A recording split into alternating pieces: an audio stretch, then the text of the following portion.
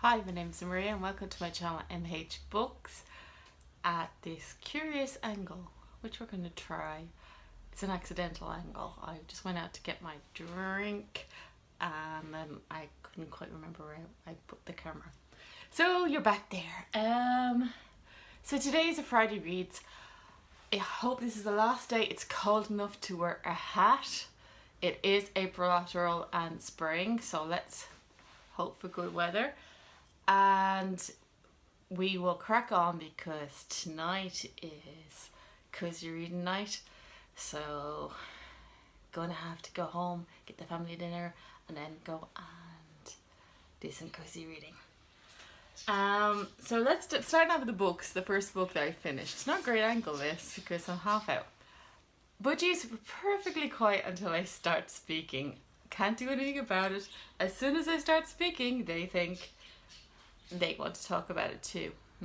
Yeah, they're basically saying they've been abandoned all day and now I'm talking to you. Okay, first book I finished this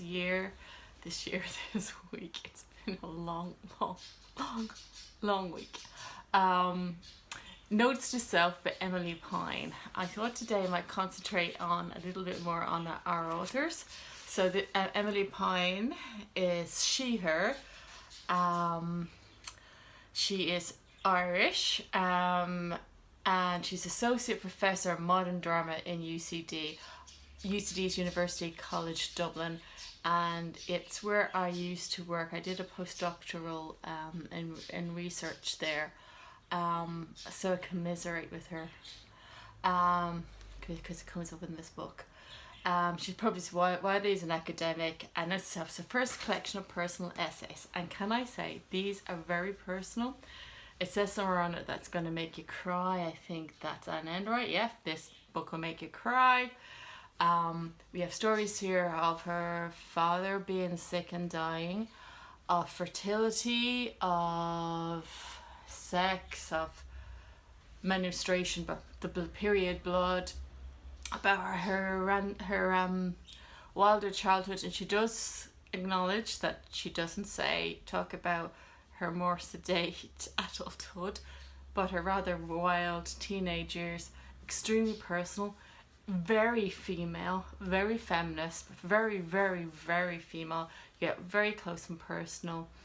The comment about UCD is she does talk about how she took on too much work. That is a UCD philosophy. Understand, I'm not going to be as kind as her. I understand that they're underfunded. I do understand they're underfunded.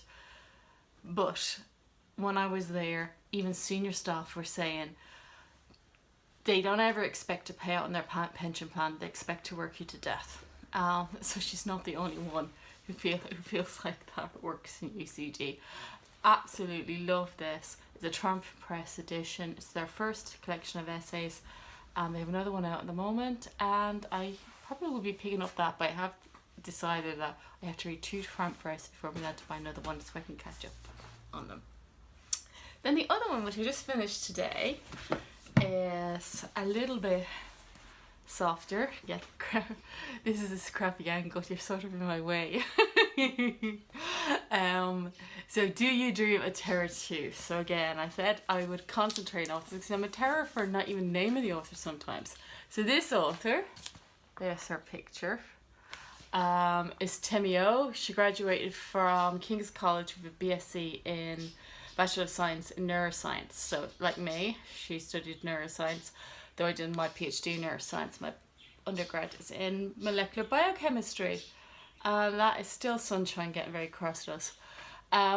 While at King's College London, Temi founded and ran a book club called Neuroscience Fiction, where she led discussions about science fiction novels which focus on the brain, and began working on Do You Dream of Terra-Two? And that is exactly what this is. It's a science fiction novel. It's about 13 and 14-year-olds who are trained in an academy to go into space when they're 1920 to find Terra-Two. They're sent off with adults, but the idea is it takes 22 years to get to Terra-Two. So by the time they get there, they will be in their 40s and the other adults will be quite old, or in their 60s, depending on what age they do range in age. and it's about the psychology of being in space. Who goes up there? Who would give up their whole life on Earth? Have they made the right choice? And how are they going to cope being in tight, confined spaces? That's about 89% of the book. And then she really did achieve what she was looking for. I would just say that she wrapped up her ending a little bit quickly here. I mean, it was just like, I'm going to need to get the end. After taking a long time doing things.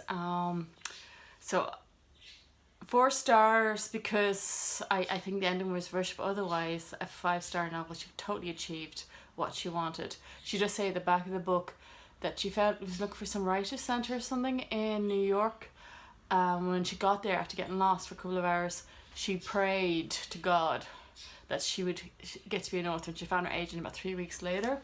So yeah, I suppose her prayers are answered, and that's an atheist speaking, but yeah, she did it. Okay, there's the only 2 I finished this week. Haven't had time to listen to much of Freshwater by, I can't see with these glasses. I have time to do this or do that, peer over them. Akwake Emezi. Thank you. I'm doing this again because This is audible. I will learn to say names. I just have this Freshwater by Akwake Emezi. Akwake Emezi. It's not like it's a hugely difficult name, but I just block. The language in this is absolutely beautiful. The imagery is astounding, and then it comes back to these cold hard reality checks of just plain blunt sex and things like that. Most people know what it is about, and I think I might wait until to talk about what it's about for when I actually do finish it. Do recommend it. It's obviously on the Women's Prize. A little bit more controversial because the author doesn't identify as female. Oh, sorry, I was going to talk a bit about the authors, wasn't I? Hold on, because I can't read the blurb from this. Hi, I had to go back and find a biography. So I went to Akwake Emezi's official website. So just to be brief, Akwake Emezi is an Igbo and Tamil writer and video artist based in liminal spaces. They are a 2018 National Book Foundation 5 under 35 honoree, and their debut autobiographical novel, Freshwater, is currently a finalist for 2019 Lambda Literary Award and longlisted for the 2019 Women's Prize of Fiction, making the first time in the 27 years of the prize that a non-binary trans author has been. So that's obviously caused a little bit of controversy. I don't pretend to know an awful lot about it. I do know that the Women's Prize was set up to represent underrepresented, if that's an English word, gender in literary prizes. Yes, and budgies are not represented at all, and that's terrible. And that they have no objection to representing all genders are underrepresented, but they're going to have to look at their rules. Have I got any of that wrong? Please do correct me. So Emezi's first young adult novel, Emezi's first young adult novel, Pet, is coming out in September, and they have 2 more novels coming out later on next year as well. So they are really producing novels. Young adult is not my genre, really. I do read some of it though, and I may try it based upon Freshwater. Freshwater is amazing, but I'll wait and myself wrap that up when I actually finish it. I'm about 56% of the way through. You never know, maybe it has a bad ending, likely.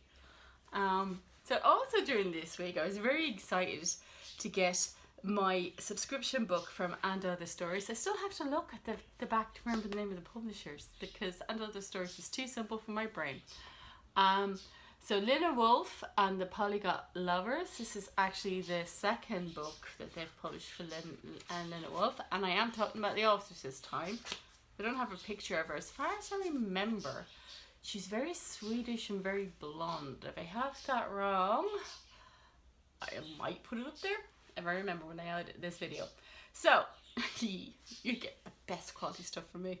So Lina Wolff's debut novel was Bret Easton Ellis and the Other Dogs, and it was published by Other Stories in 2016. She was shortlisted for the 2013 Swedish Radio Awards for Best Novel of the Year. Her second novel won Sweden's biggest domestic literary prize, the August Prize or the August Prize. I don't know how. It's August. But I don't know how it might be pronounced differently in Swedish. As well as the Svenska Dagbladet Prize. That's so mispronounced. And has been translated into 17 languages. A collection of short stories is forthcoming from Other Stories in 2020. That's not a great biography about your author, guys. The translator is Saskia Vogel, and she's an author and translator from Los Angeles and now lives in Berlin.